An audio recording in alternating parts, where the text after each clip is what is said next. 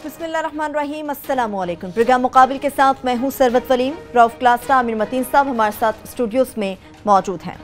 कौमी असम्बली और सेनेट के इजलास, अपोजिशन जमातों ने हुकूमत के खिलाफ जारहाना रवैया इख्तियार कर लिया। सेनेट में वज़ीर दाखिला की अदम शिरकत पर पीपल्स पार्टी और बलोचिस्तान सेनेटर्स की जानिब से शदीद एहतजाज।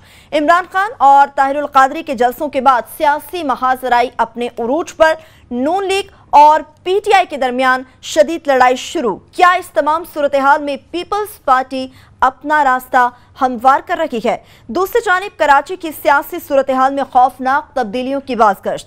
3 सितंबर की एहतसाब रैली के बाद इमरान खान कल कराची में अपनी ताकत का भरपूर मुजाहरा करेंगे, जबकि जमात इस्लामी का भी नून लीग के खिलाफ 8 सितंबर को इस्लामाबाद में धरने का ऐलान। ताहिरुल कादरी ने एक बार फिर से आर्मी चीफ जनरल राहिल शरीफ को मॉडल टाउन सानहे पर इंसाफ दिलाने के वादे की याद दहानी करा दी। आर्मी चीफ और चीफ जस्टिस को मुल्क को बचाने के लिए कोई आईनी रास्ता निकालना होगा। शेख रशीद बिलाखिर अपने दिल की बात अपनी जुबान पर ले आए। ताहिरुल कादरी की कस्सास तहरीक किस करवट बैठेगी? क्या वज़ीर आज़म नवाज शरीफ मुत्तहिदा अपोजिशन की मौजूदा एहतजाजी लहर को 2014 का एहतजाज समझकर गलती तो नहीं कर रहे? हुकूमत अपोजिशन के बढ़ते हुए दबाव को कम करने के लिए क्या इक़दाम उठा सकती है? और कुछ बात करेंगे 5,500 पाकिस्तानियों से मुताल्लिक़। कौमी असम्बली में इंकिशाफ हुआ कि 5,500 पाकिस्तानी सऊदी जेलों में गर्ल्स चल रहे हैं। खुर्रम दस्तगीर की वजारत का कारनामा भी आपको बताएंगे कि नवाज शरीफ हुकूमत के पहले ही 3 सालों में 4 अरब डॉलर की एक्सपोर्ट्स गिर गई, मगर फिर भी मुआशी तरक्की के बुलंदो बांग दावे किए जा रहे हैं। क्या वजारत खारजा और वजारत समंदर पार पाकिस्तानी सऊदी अरब में गलते सड़ते गरीब पाकिस्तानियों को जेलों से छुड़वाने के लिए कोई इक़दाम करेगी? इस पर बात करेंगे।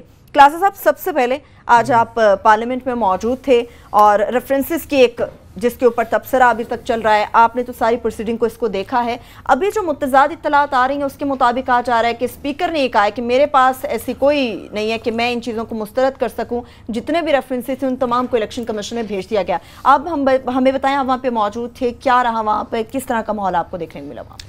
आज ये 2 वहाँ पे इजलास है। 3 बजे सेनेट का था और 5 बजे कौमी असम्बली का था।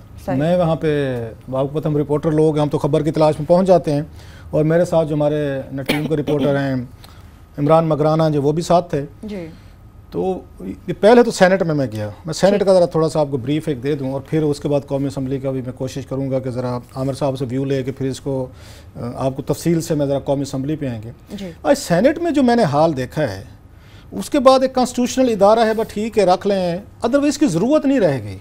जो हुकूमत का एटीट्यूड सेनेट के साथ हो रहा है, नवाज शरीफ साहब, चौधरी निसार अली खान साहब या बाकी पूरी इनकी जो हुकूमत है, वो इस बात से, ये बात उनसे बर्दाश्त नहीं हो रही कि हमारी अपर हाउस में अक्सरियत नहीं है।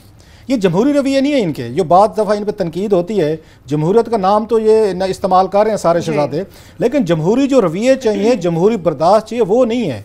मेरे लिए बड़ी हैरानी की बात थी कि कोयटा में इतने बड़े वाक़े के बाद, और मोस्टली सेनेटर्स जो हैं 20-22 जो हैं वो कोयटा से आ रहे हैं, आज वो बात करना चाहते थे। जमालदीनी साहब जो हैं, उनका बेटे का वहाँ पे वो हुआ है, वो भी उसमें मारे गए थे, उनकी डेथ हुई थी बड़ी अनफॉर्चुनेट। वो सब तवक्को कर रहे थे कि हुकूमत जो है, उनके वज़रा जो हैं या कोई बड़ा आदमी जो है वो खुद आएगा, कम से कम आपका सेनेटर है। अब बाकियों को छोड़ दें, बाकी तो मरते रहते हैं, उनके लिए तो कोई, इनके लिए तो बस सिर्फ वही होता है 4-5 लाख रुपया दे दो, एक वहाँ मुज़म्मती बयान दे दो। आपके सेनेटर का एक बेटा वहाँ पे उसमें पूरे इतने बड़े हादसे में वो हुआ है।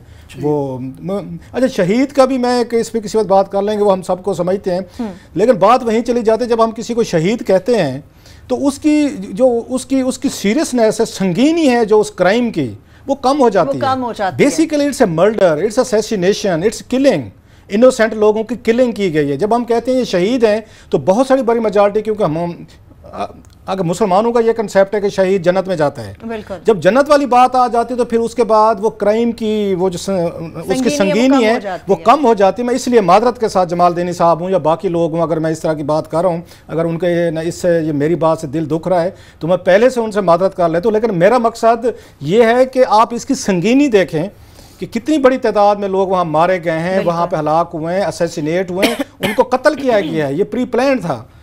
उसके बावजूद एक भी वजीर आज वहाँ पे सेनेट में नहीं था, पूरे के पूरी हुकूमती बेंचेस खाली थे। मैंने वहाँ पे बंदे बैठ के गिने, सिर्फ 14 सेनेटर ये सिर्फ 14 सेनेटर हुकूमती बेंचेस पे थे, उससे डबल तादाद में अपोजिशन के थे।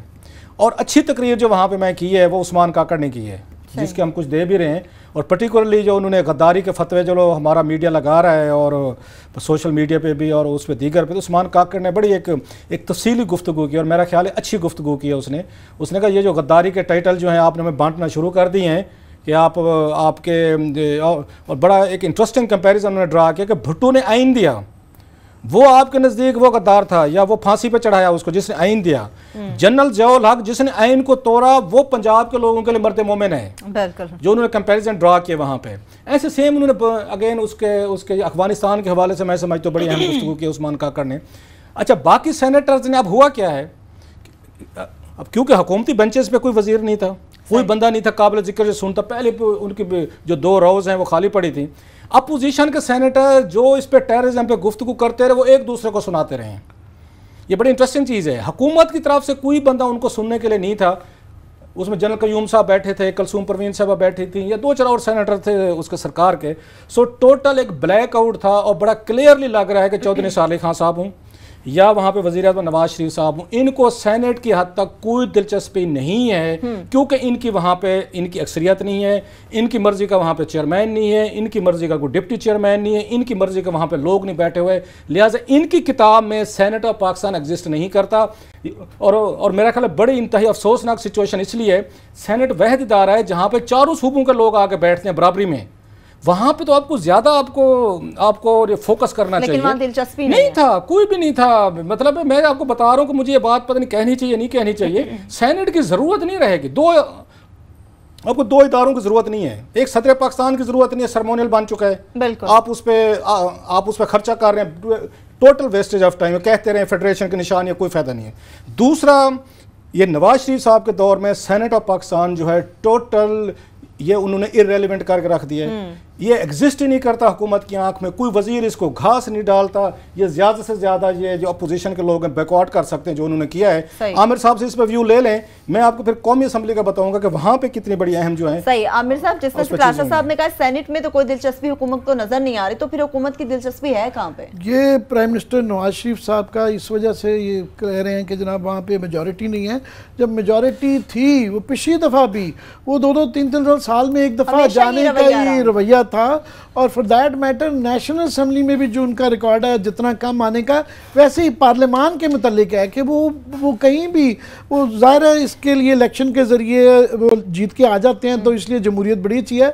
मगर जमहूरियत की जो बाकी लवाजमात हैं, ये इदारे हैं या अकाउंटेबिलिटी है या जहाँ जहाँ वो जिम्मेदारी करने के लिए तैयार नहीं है। वो बस तरीक़ाकार वही आमरीत वाला हो, वही मोनोपली हो, वही रिश्तेदारों दोस्तों के बच्चे हों, कश्मीरी बरादरी हो, वो घर पे होता रहे, कहीं से कोई रखना ना आए। क्योंकि सेनेट में क्या होता है, सेनेट में जिस तरह साहब ने कहा कि वहाँ पे फेडरेशन की नुमाइंदगी है, बराबर सूबों की है, इसलिए वहाँ पे और वहाँ तगड़े लोग होते हैं क्योंकि वहाँ पे कोटा है जिसके अंदर आपको प्रोफेशनल्स को लाना पड़ता है। और वैसे ही ज़्यादा काबिलियत के लोग वहाँ रखे जाते हैं, भेजे जाते हैं क्योंकि नॉमिनेटेड होते हैं अक्सर, तो वहाँ पे सुननी पड़ती हैं, अच्छी तकरीरें भी होती हैं। जो तो वो एक रवैया है।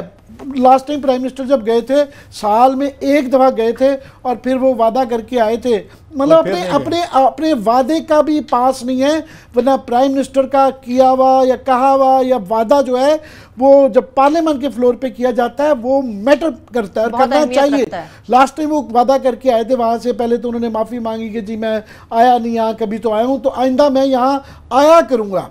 इस वाक़े को भी मेरा कोई 7-8 माह हो चुके हैं, तो वो कोई एहसास ही नहीं। वाकई मैं आपसे एग्री करता हूँ कि अगर ये तौहीन करनी है कि दायरे की, तो उससे अच्छा फिर उसको बंद कर दें, जरूरत नहीं रहेगी। ये इन्होंने गुफ्तगू जो करनी होती है वो एतजाज साहब ने या उनके साथ जो बाकी जो लीडर थे उन्होंने आगे मीडिया के साथ गुफ्तगू कर ली है, तो फिर ये तनख्वाहें देना, ये प्रिविलेजेस देना, इसकी क्या आपको जरूरत रहेगी? अब उस्मान काकड़ साहब ने बड़ी इंतहाई रेलिवेंट गुफ्तगू की है, हो सकता है हमारे पंजाब के दोस्तों को पसंद ना हो। उन्होंने मीडिया पर भी अटैक किया कि जी के एस्टेब्लिशमेंट के तनख्वाह और उनसे पैसे लेने वाला जो मीडिया है वो अचकज़ई को गद्दार कहता है। उनकी ओपिनियन है जो उन्होंने हाउस पे कही है, अगर रिपोर्ट हुई है, ये उनका गुस्सा है, एंगर है, क्योंकि ये वो समझते हैं कि हमारी बात को समझे बगैर पाकिस्तानी मीडिया ने आगे गद्दारी के लेबल्स लगाए हैं। अब इंटरेस्टिंग चीज़ क्या है, उस्मान काकड़ साहब जो हैं वो भी मेरा ख्याल है, ये please correct me if I am wrong, वो भी इस वक्त हुकूमती बेंचेस पे बैठे हुए हैं। ज़ाहिर है महमूद खान अचकज़ई की पार्टी जो है पार्टी के वो नहीं, वो बैठते हैं, हालांकि नेशनल असम्बली में जो है महमूद खान अचकज़ई अपोजिशन के बेंचेस पे बैठते हैं, मगर कोलिशन पार्टनर हैं बलोचिस्तान यहाँ पे थे। आज भी जो तकरीर की उस्मान काकड़ ने, वो उन्होंने हुकूमती बेंचेस पे बैठ के की है। तो मेरे लिए बड़ी थोड़ी सी एक हैरानी वाली बात थी कि आप किसको सुना रहे हैं। आप जिनके अलाइज हैं, जिनके साथ आपने पावर शेयरिंग की है, जिनको आपने वोट दिया हुआ है, वो तो मौजूद ही नहीं। अपोजिशन ने तो ये दहशतगर्दी के मसले नहीं हल करके देने ना आपको। जो इश्यूज आप इनको फेस कर रहे हैं वो तो इनको कर रहे हैं। एक मेरा ख्याल बलीग रहमान साहब आए थे थोड़ी देर के लिए, 2-4 मिनट आए हैं, एवं ही बस इनमें चलते फिरते हैं, हाजिरी लगवाई है, उसके बाद वो भी चले गए। अब शेर अली साहब मुझे याद आ रहे, if I am not wrong, आए हैं थोड़ी देर के लिए, हाजिरी लगवाई, वो चले गए।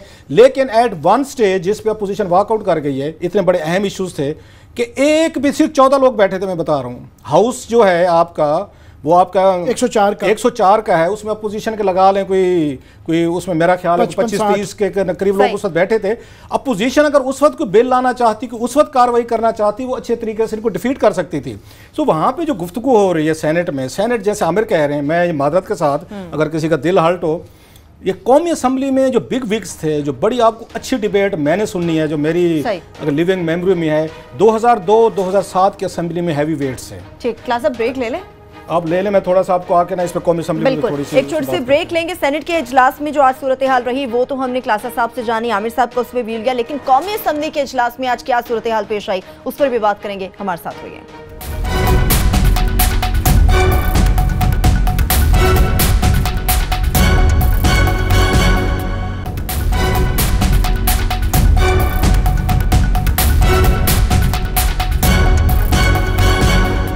ब्रेक के बाद एक बार फिर से आपको प्रोग्राम में खुशामदीद कहेंगे। क्लासेस अब ब्रेक से पहले सेनेट के इजलास की तो हमने जाना कि क्या सूरत हाल रही, कौमी असम्बली का इजलास आज कैसा रहा वो भी हमें बताइए। कौमी असम्बली में 2-4 चीज़ें इंपॉर्टेंट, मैं जल्दी से वो करूँ क्योंकि बहुत सारे इंपॉर्टेंट टॉपिक हैं जिस पे आमिर मतीन की राय मैटर करेगी। एक तो यह कि स्पीकर साहब ने जो फैसला किया है जी कि उन्होंने जो इमरान खान के खिलाफ रेफरेंस थे या दीगर थे वो तो भेज दिए हैं, लेकिन उन्होंने अपने हिज मेजेस्टी नवाज शरीफ साहब का रेफरेंस जो है उन्होंने टेक्निकल ग्राउंड्स पे या वट एवर उन्होंने उसको मुस्तरद किया है। ठीक, ये मेरा ख्याल है कि अब अयाज सादिक साहब को हम थोड़ा सा जानते हैं 2002 के बाद असम्बली में, ये बेसिकली ये कमज़ोर आदमी हैं, वीक आदमी हैं। इनका दौर लग गया था कि ये चेयरमैन नादरा जो है इनके बेटे का क्लास फेलो निकल आया था अली का, सो वहाँ से तो बचत हो गई थी। वो जो उस्मान मुबीन साहब ने जो वहाँ खेल खेले वो एक लंबी कहानी है, तो किसी वक्त बैठ के मैं तफसील से कोई मुझे उसके मिले हैं। और इतना इसके पीछे एक बड़ा स्कैंडल है कि किसी ने मैं आपको थोड़ा सा ड्रॉप करता जो हिंट कि इवन किसी ने इनकी मिली भगत को लीक किया था नादरा से। अच्छा, कि जनाब के कैसे कैसे यहाँ पे इन्होंने रिगिंग की है, कैसे कैसे चीज़ें इन्होंने की हैं। जिन्होंने किया था उनके वालिद साहब को अगवा कर लिया गया था उस नौजवान के, और अगवा करवाने में रियासत के ही आगे लोग इन्वॉल्व थे। ये लंबी कहानी है, ये लंबा स्कैंडल है कि कैसे जब ये चीज़ें किसी के हाथ चढ़ी थी तो उसके वालिद को अगवा करके क्या नताइज भुगतने पड़े। ये लंबी कहानी है, मैं बता रहा हूँ। जब रियासती लोग, जब जमहूरी लोग गैर जमहूरी हरकतों की तरफ जाते हैं अपने आप को इस सीटों पर बिठाने के लिए, तो वो क्या कुछ नहीं कर गुजरते। एक नादरा के एक अफसर के वालिद को यहाँ किडनैप किया गया था और उसको मजबूर किया गया था तुम पाकिस्तान से भाग जाओ। वो भागे, बड़ी इसमें निगोसिएशन हुई, इसमें GHQ इन्वॉल्व हुआ, वहाँ से बड़े लेवल पे मुदाखलत हुई, फिर जाके उस नौजवान के वालिद को यहाँ रिहाई मिली, उससे कसमें कुरान ली गई कि तुम ये चीज़ें लीक नहीं करोगे। ये लंबी कहानी है, लंबी दास्तान मैं आपको बता रहा हूँ। इसमें इवन GHQ जनरल रहील इसमें आके इंटरवेंशन हुई थी, उनकी मुदाखलत के बाद उसके वालिद की जान छूटी थी। जनाब अली, ये मैं आपको बता रहा हूँ, मैं ये जो इलेक्शन पाकिस्तान में हो रहे हैं कि किस लेवल पे जाके इन्होंने वहाँ पे वो होती हैं और कैसे यहाँ से उस लड़के को भागना पड़ गया था। He has to again go out of Pakistan. और कुछ सिफारिश मिल गई थी उनको GHQ की, तो उसके बाद जान बख्शी हुई थी उनकी। ये मैं बता रहा हूँ कि रियासती इदारे किस तरीके की हरकतें करते हैं। सो ये जो इन्होंने आज ये काम किया, इसी वजह से बच गए थे। इनका बेटा जो है ना वो वहाँ एशियन कॉलेज में इकट्ठे पढ़ते रहे हैं। ये अब आपको लिंक समझ आना शुरू हो जाएंगे बिल्कुल कि इनका जो अली बेटा है और इनका वो जो मसूफ जो है वो 35-36 साल की उम्र में उस्मान मुबीन साहब लग गए थे यहाँ पे ये नादरा के चेयरमैन। तो उसके पीछे कुछ कहानियाँ कुछ और हैं, यारें दोस्त से निभाई जा रही हैं। खैर, आज जो इन्होंने काम किया, शेख रशीद ने इनको ठीक कहा है, अजाज सादिक साहब को, उन्होंने एक्सीलेंसी आज आपने जमहूरियत का सत्यानाश कर दिया है। इमरान खान अगर डिसक्वालीफाई होता है, भाई 2 साल पहले तो अब इमरान खान की मिन्नतें कर रहे थे कि जनाब तशरीफ़ ले आएँ। आप वहाँ जिरगे भेजते थे कि आएँ और पार्लियामेंट को थोड़ी सी कि वो मिल जाएगी, कुछ सेक्रेट हो जाएगी, कोई थोड़ी सी इसका मुकद्दस इसका वो हो जाएगा। आज आप इलेक्शन कमीशन को कह रहे हैं कि इमरान खान को डिस्क्वालीफाई करें। आपका काम, जहाँ तक मेरी अंडरस्टैंडिंग है, दो चीज़ें। आप एक पोस्ट ऑफिस हैं न, स्पीकर का काम यह है कि आपके पास जो चीज़ रेफरेंस आती है आपने सिंपली उसको इलेक्शन कमीशन को भेजा। ट्रायल वहाँ पे होना है कि गलत है या सही इल्ज़ाम है। इनका काम ट्रायल करना नहीं है। इन्होंने कहाँ पे, इससे पहले भी एक दफ़ा हो चुका है कि जब जनरल मुशर्रफ के दौर में MMA के लोग थे, उनके खिलाफ रेफरेंस आया था कि ये लोग जो डिग्री पे आए थे, डिग्री का मसला था। वो भी उस वक्त ये मुझे याद, अमीर हुसैन स्पीकर थे, उन्होंने पूरे 5 साल होल्ड करके रखा था क्योंकि MMA के लोग जो जनरल मुशर्रफ के साथ मिले हुए थे, सारी ये मजहबी जमातें मिली हुई थी, उन्होंने भी रेफरेंस नहीं भेजे थे। सो ये जो रेफरेंस भेजा गया है, मेरा ख्याल है कि ये उन्होंने स्पीकर साहब ने पहले कंट्रोवर्शियल है, मुझे तो इसमें कोई ऐसा कोई बिल्कुल अभी भी जैसे खबरें अब जो आज उन्होंने काम किया है, ये मेरा ख्याल है उन्होंने इस पार्लियामेंट के लिए कोई फ़ायदा नहीं किया, उन्होंने नुकसान किया है और इसका जो फ़ायदा है वो इमरान खान को होगा। और दूसरी बात ये है, बेसिकली इन्होंने बारगेनिंग चिप के तौर पे इस्तेमाल किया क्योंकि इमरान खान की पार्टी जो है ना वो ये कैप्टन सफदर पे रेफरेंस फाइल कर चुकी है, पीपल्स पार्टी जो है वो नवाज शरीफ पे कर चुकी है। सो मेरा ख्याल है दबाव डालने की कोशिश है इलेक्शन कमीशन पे कि अगर आपने उनको डिस्क्वालीफाई करना है सपोजली आपने कैप्टन सफदर को, तो फिर इधर से इमरान खान को भी करना पड़ेगा। जी जी आमिर साहब, मैं समझता हूँ कि ये हमारे यहाँ स्पीकर तो पार्टी का ही होता है, मगर हर दौर में स्पीकर का ओहदा ऐसा है कि वो कोशिश ज़रूर करते हैं कि थोड़ा सा कि लगे कि कोई हम थोड़े से इंडिपेंडेंट हैं, ऑब्जेक्टिव हैं, एक जानिबदारी की एक एक्टिंग करनी पड़ती है और करते रहे हैं। इससे पहले स्पीकरशिप के ओहदे की सबसे बड़ी तनज़ली जो मेरे नज़दीक भी और जो मेरे ख्याल थी वो इन्होंने अभी जिक्र किया चौधरी अमीर हुसैन की थी, मगर ज़ाहिर है उस वक्त वो मुशर्रफ था, कहने को आप कह लें कि आमरीत थी तो उसके मुताबिक करना था। उसके बाद ये मैं समझता हूँ एजाज सादिक साहब उससे 2-4 स्टेप नीचे जा चुके हैं। इतनी तनज़ली इस ओहदे की मैंने नहीं देखी है, वो कोशिश भी नहीं करते। और मजाक ये है कि मुझे इसके अंदर मैं सियासी मंतक इसकी समझने की कोशिश कर रहा हूँ कि जिस तरह आगे गवर्नमेंट जो थी, ये हम पे कहते रहते हैं पिछले धरने में इनका जो रेस्ट्रेंट था उसकी वजह से ये बच जाते थे कि इनके पास ये सारे इस्तीफे आए थे, उस वक्त शूट करता था, उस वक्त ये इस्तीफे नहीं थे ले रहे। बिल्कुल भाई आप गवर्नमेंट है, अगर आपको ये रेफरेंस की भी जरूरत नहीं है, अगर आप समझते हैं कि इमरान खान ने या जहांगीर तरीन ने किसी ने किया, सुबह गिरफ्तार कर लें। आपने एक FIR जमा करानी है, आपके पास तफ्तीश FIA अपनी है, आप कहें जनाब ये हमारा साबित हो गया, सुबह गिरफ्तार करके अंदर करें। अगर हौसला है, हौसला करें। फिर हौसला नहीं कर रहे, ये कर रहे हैं अदारों को अंडरमाइन, अदारों को ऐसे अंडरमाइन कर रहे हैं कि फ़र्ज़ करें कि आगे ये इदारों पे इतनी तनकीद हो रही है कि जनाब सुप्रीम कोर्ट के ऊपर काफ़ी लोग कहते हैं कि जनाब उनको सो मोटो कर लेना चाहिए था, बाकी लोगों को इस तरह करते रहे, आप क्यों नहीं कर रहे। इलेक्शन कमीशन पे दबाव है। अब इलेक्शन कमीशन जो है, आप ये देखें कि इमरान खान को तो वो जो है ना लेट्स से कि इस रेफरेंस में फारिग कर देते हैं, और उसके बाद पैनामा लीक्स में 5 महीने से सारा पाकिस्तान कह रहा है कि जनाब इस पर तफ्तीश ही करा लें। तफ्तीश नहीं हो रही, कानून नहीं बन रहा, TORs नहीं बन रहे, कुछ नहीं बन रहा। एक जगह तो जहाँ प्राइम मिनिस्टर की फैमिली इन्वॉल्व है या प्राइम मिनिस्टर अक्सर लोगों का मानना है कि वो इन्वॉल्व है, वो वहाँ पे तफ्तीश नहीं हो रही, और दूसरी तरफ वही इदारे जो हैं वो इमरान खान को फारिग कर दें, तो फिर ये आप किधर गवर्नमेंट का काम होता है रिस्ट्रेंट दिखाना और चलाना। तो ये पता नहीं इनका गुस्सा है, जलाहट है या ओवर कॉन्फिडेंस है, ये जो रिसेंटली आ गया है कि बड़े मुझे लगता है कि मियाँ साहब के इर्द गिर्द दरबारियों ने कुछ कहा है कि मियाँ साहब बहुत हो गई, ये क्या वो है। तो वो सारे ये जो चौधरी ग्रुप रोज़ आके ऑलमोस्ट जितने सख्त अल्फाज इस्तेमाल कर रहे हैं या जो अल्फाज का चुनाव अपोजिशन तो करती है, अपोजिशन का काम है, बल्कि इनकी किस्मत अच्छी है कि इनको बड़ी कमज़ोर अपोजिशन मिली हुई है, तो बेचारों को मिली भगत वाली खुर्शीद शाह जी कुछ मिली भगत वाली, कुछ नलायक भी है, काफी सारे PTI के अंदर फॉर एग्जांपल पार्लियामान के अंदर तकरीर करने वाला बंदा ही कोई नहीं है जो ख्वाजा आसिफ की आज जुबान बात करने के लिए आर्गुमेंट बड़ा था, पर वहां बात करने वाले हैं नहीं है। तो मैं समझता हूँ ये जो चांस ले रहे हैं लास्टली कि ये गवर्नमेंट पे ये चांस ले रही है कि इनको जो एकदम बहुत ही ज़्यादा गुस्सा आ गया, जिसका ये इजहार दाएं बाएं बयानात में भी कर रहे हैं, एक्शन से भी कर रहे हैं, ये जो इसके बाद मजबूर हो जाता है सड़कों की, ठीक है बड़े छोटे जलसे अगर नहीं भी हुए हैं, मगर ये धरने आगे जाएंगे ना तो धरने का एक बड़ा खतरा उसमें होता है, इस बात का एहतमाल होता है कि किसी वक्त भी एक छोटा सा वाकया, जिस तरह मॉडल टाउन से इनकी जान अभी तक नहीं छूट रही है, तो छोटा सा भी एक पटाखा चल जाता है ना, तो ये धरना, इसकी अपनी डायनामिक्स होती है, फिर ये हालात काबू में नहीं रहते हैं। तो इतना भी ये खुद एतमादी या इतना कॉन्फिडेंस या इतना गरूर इनको नहीं गवर्नमेंट को करना चाहिए। इनके लिए है कि थोड़ा सा ये बराबर में करें, और कोई कम अज़ कम हमें तो सियासी मंतक समझ आ जाए कि ये करना क्या चाह रहे हैं। अगर करना है तो उदारों पे ना डालें, खुद हौसला करें और गिरफ्तार कर लें।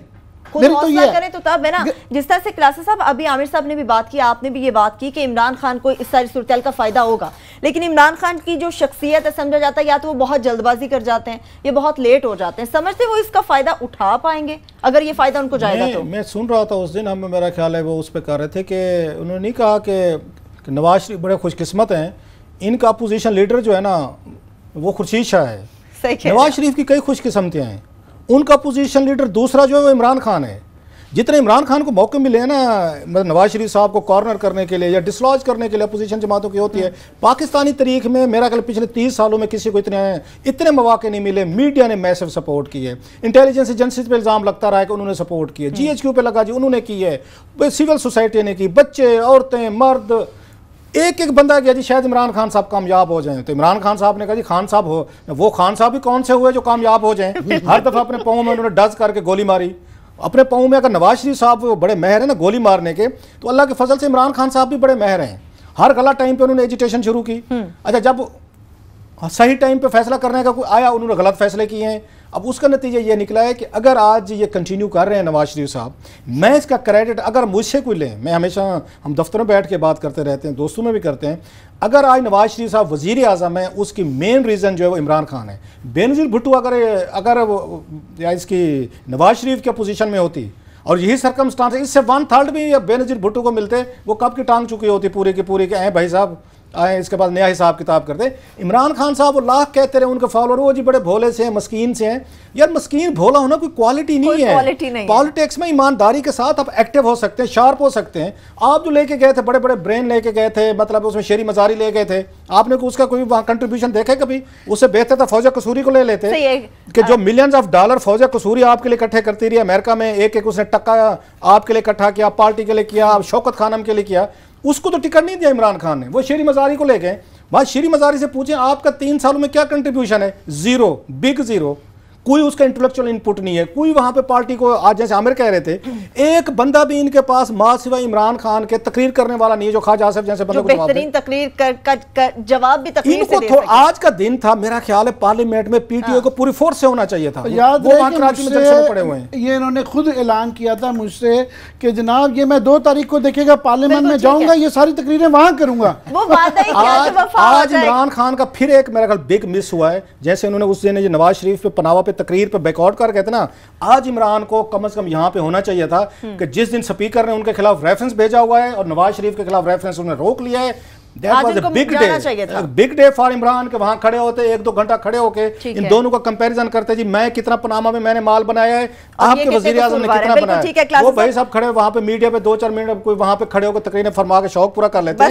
इनको कुछ समझाने की जरूरत है कि हिज एक्सीलेंसी पार्लियामेंट में जो तकरीर की जाती है उसका इंपैक्ट आपकी मीडिया टॉक से, टीवी शो से 1000 टाइम्स वो ज्यादा है। ये बात आप इमरान खान को नहीं समझा सकते। आज इमरान को वहां पे होना चाहिए था जिस दिन स्पीकर ने इनका रेफरेंस भेज दिया है और नवाज शरीफ का आग उसे नहीं, दैट वाज द डे मेरा ख्याल है। लेकिन वो बात है इमरान खान, वो क्या इमरान खान जो फिर बात को समझ आएंगे। छोटी सी ब्रेक लेंगे, जब वापस आएंगे तो इस पर तो बात करेंगे कि अब ऑपोजिशन के पास मजीद क्या ऑप्शंस है दबाव बढ़ाने के लिए। इसके साथ साथ कराची की सियासत में जो खौफनाक तब्दीलियों की बाज़गश्त सुनाई दे रही है वो भी आप तक पहुंचाएंगे। हमारे साथ रहिए।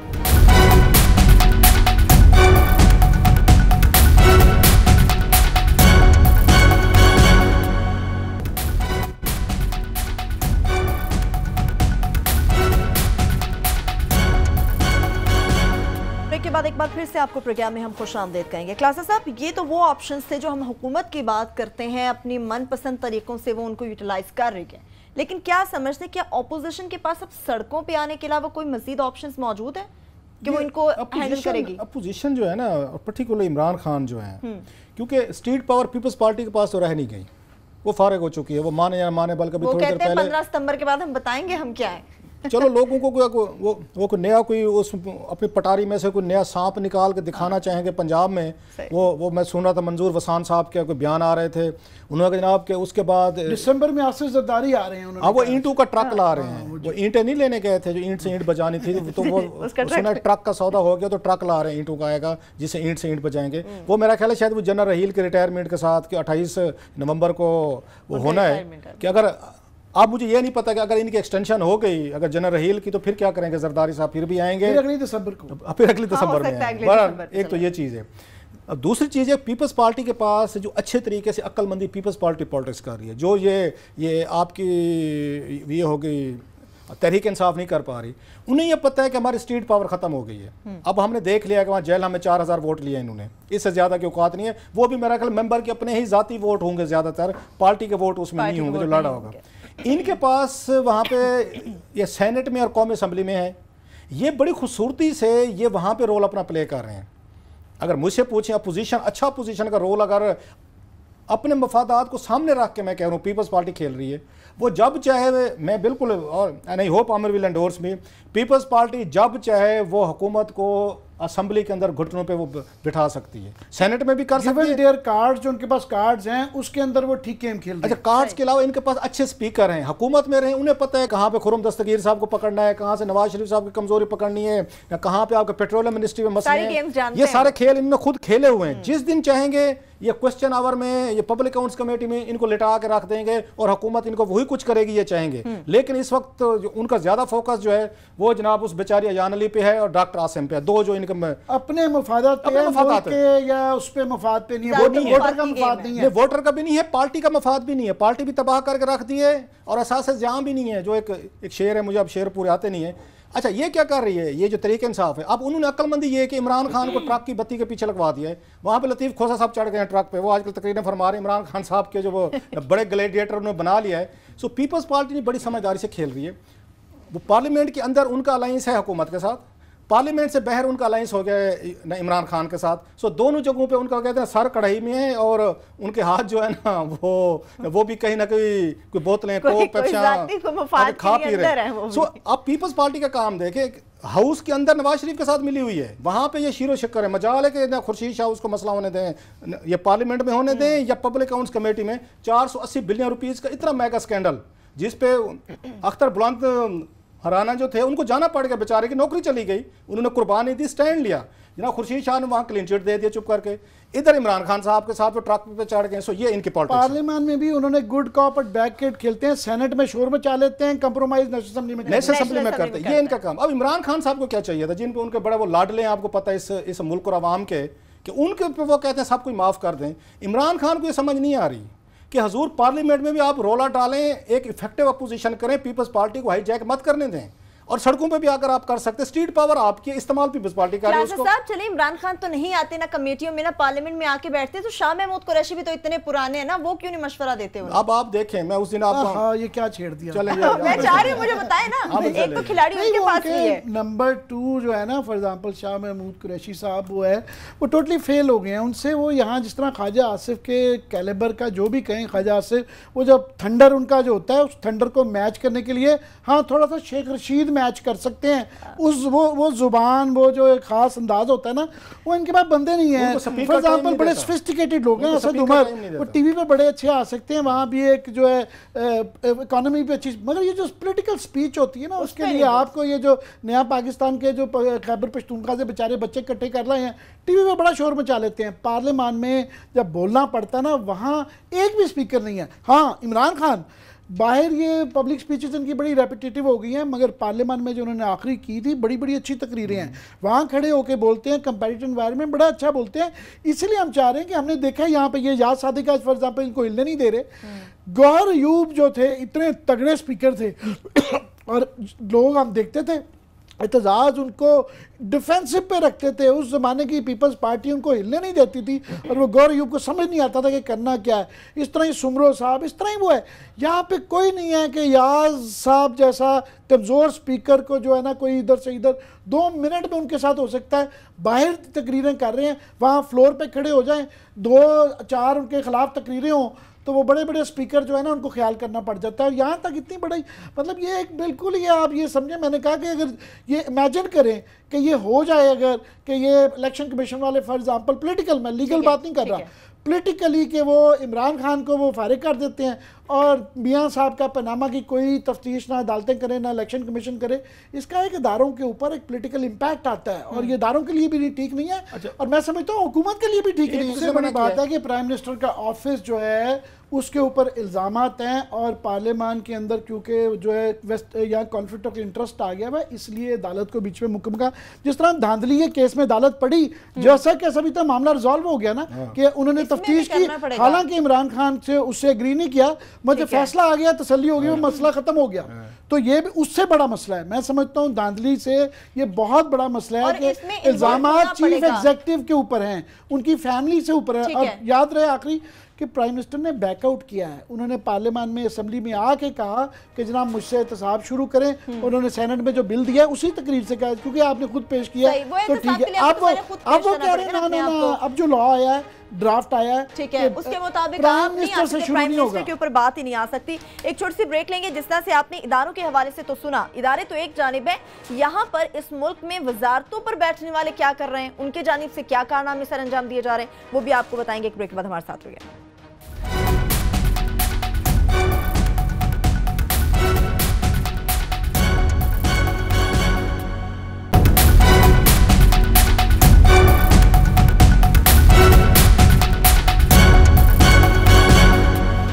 ब्रेक के बाद एक बार फिर से आपको प्रोग्राम में खुश आमदीद कहें। गिलकासी साहब, कौमी असम्बली के सेशन में तो आप मौजूद थे इजलास में, आप वो तो बातें बता रहे हैं, लेकिन जो वजारत खारजा की जानिब से आज पाकिस्तानियों की मुश्किलात पर टामक टोइयाँ की गई हैं, वो इख्तियार की गई हैं, उन पर भी तो थोड़ी नज़र डालें। आज दो बड़ी अहम वहाँ से ये स्टोरीज निकली हैं ये कौमी असम्बली के वक्फा सवालात से। जैसे मैंने कहा कि ये बड़ा अहम है, मुझे ज़ाती तौर पर एज ए रिपोर्टर ये सेगमेंट बड़ा पसंद है, मैं खुद कोशिश करता हूँ कि मैं वहाँ पर जाऊँ। मजाल है कोई सीरियस किस्म का, कोई बंदा पीटीआई में से, पीपल्स पार्टी में से कोई वहाँ पे है, सारे इंतज़ार करते हैं कि ये घंटा तो ये बेकार ही है, हम जाए ना जाए फ़र्क नहीं पड़ता, क्योंकि ये वह सेगमेंट है जहाँ पे अकाउंटेबिलिटी होती है हुकूमत की। आप सवालात डालते हैं, उनकी करप्शन, स्कैंडल, सारी चीज़ें लेके आते हैं। और उसमें मैंने ये चीज़ देखा है, आप महमूद अचकज़ई को कुछ भी कहें, आपको वहाँ पे मिलते हैं, बैठे होते हैं। शेख रशीद साहब कभी इसमें दिलचस्पी रखते थे, अल्लाह के फजल से वो भी गायब हो गए, गायब होना शुरू हो गए। अच्छा, मिनिस्टर आते थे, नहीं आते थे, आज कुछ आए हुए थे वज़ीर। अदरवाइज़ यहाँ पे हम देखते हैं कि मिनिस्टर को भी कोई शौक नहीं है, एमएनएज नहीं आते, सेक्रेटरीज नहीं आते, अपोजिशन नहीं जाती, तो ये सबसे अहम घंटा जो है ना मोस्टली वेस्टेड उसमें जाता है। आज दो बड़ी अहम चीज़ें थी। एक तो ये इंकशाफ हुआ है वहाँ पे कि 5,500 पाकिस्तानी सऊदी जेलों में पड़े हुए हैं, और उसमें जो बड़ा रोल है मेन, जो आज तनकीद भी सरताज अजीज़ साहब आए हुए थे वहाँ पे, और जिस तरीके भोंडे अंदाज में वहाँ पे उसको दिफा किया जा रहा था अपने फॉरेन ऑफिस की नाकामियों का, पाकिस्तान की सऊदी अरेबिया में एम्बेसी का, जो जुल्म सितम की कहानियाँ वहाँ से हमारे सामने आती हैं कि सऊदीज़ जो हैं पाकिस्तानियों के साथ क्या हशर कर रहे हैं। इंडियंस भाग के गए, ये मलेशियन भाग के गए, और कौन से थे जिन्होंने मेरा ख्याल है अपने जहाज़ भी भेजे, पैसे भी दिए कि हमारे वर्कर हैं। हमारे यहाँ के पूरी की पूरी ये फॉरेन ऑफिस भी सोया रहा है, आपका प्राइम मिनिस्टर भी ऑफिस भी सोया रहा है। बड़ी देर बाद इनको ख्याल आया कि एचआरडी के वजीर को भेजें।